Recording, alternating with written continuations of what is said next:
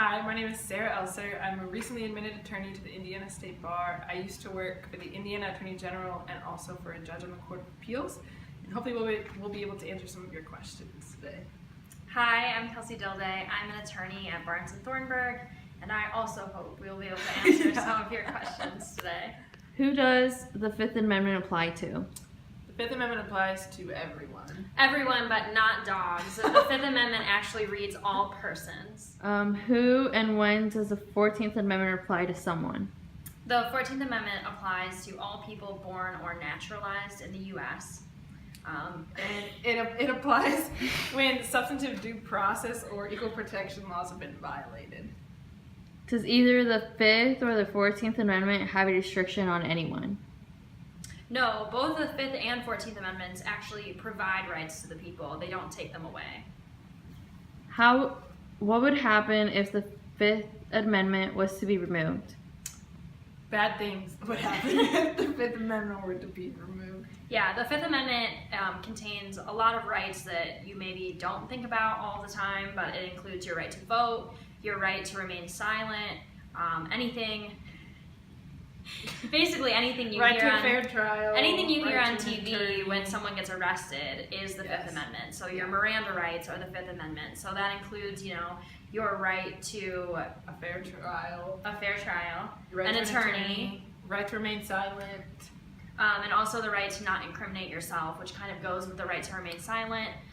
So if you're accused of a crime and you're a witness, you don't actually have to say, yes, I did it. If someone asks you, you can say, I plead the Fifth. Okay, our current president is taking the chances of getting the 14th Amendment removed or in trying to do something with it.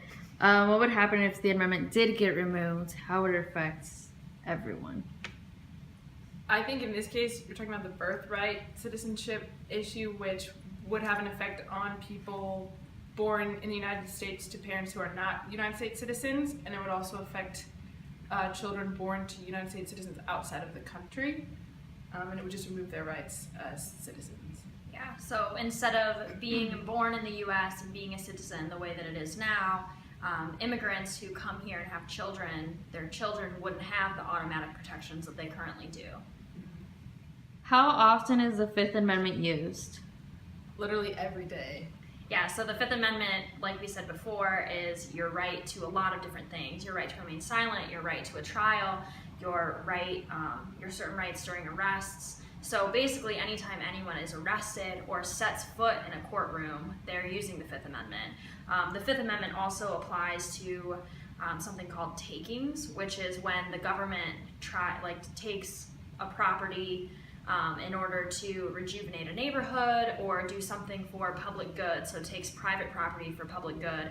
And the Fifth Amendment provides that you have to get just compensation for the taking, basically. So the government can't take your house, even if they're going to build this really awesome public service, without providing just compensation for your home or your land or whatever. Why was the 14th Amendment created? It was created to give slaves rights as citizens, I think, It was part of the 13th, 14th, and 15th Amendments were all passed roughly at the same time. And the 13th Amendment gave, slaves the citizenship in general. But then the 14th Amendment is what granted those new citizens who once were slaves the rights that the remainder of the country already had. What does providing equal protection look like? I think it looks like protecting minorities and making sure that different races, genders, people of different sexual orientations all have the same rights and protections under the law, and that they're treated equally. Do you believe that there should be any changes in any of the amendments?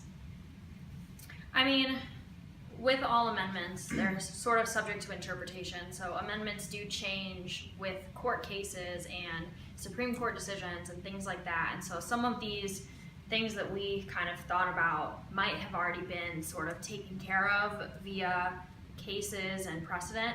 But I mean, something we thought we would want to see is, it would be great if the 14th Amendment, which offers, equal protection, actually listed all of the classes of people who are granted equal protection, because that's been litigation over the course of years since the 14th Amendment's creation, is who gets equal protection. Is it women? And we've decided yes at one point. Is it black people? Is it people of different ethnicities or national origins, or is it people who have different sexual orientations? And so something we'd like to see is, it'd be great to have those all listed so there's no argument anymore.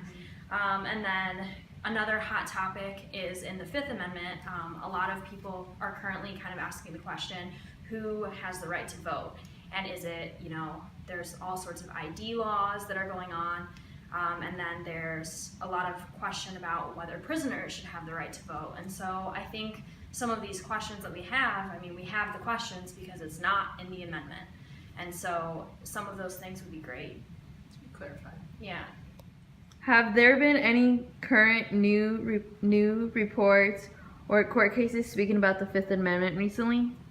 So actually the Supreme Court of the United States will hear a case in the fall about double jeopardy. Yeah, so it's out of Alabama. Terrence Gamble was arrested in 2008 for a felony, and then when he was released from prison, obtained a firearm. And a lot of states have laws that say felons are not allowed to possess firearms, and so Alabama, the state, charged him with Alabama's felon in possession law. But then what happened is the U.S. attorney also charged Terrence Gamble with the federal equivalent of the felon in possession law. And so he had 3 years added to his sentence because of the federal and state laws in combination, which is the whole point of double jeopardy. And basically the court is wanting to hear this case because only two double jeopardy cases have been heard in the last 150 years.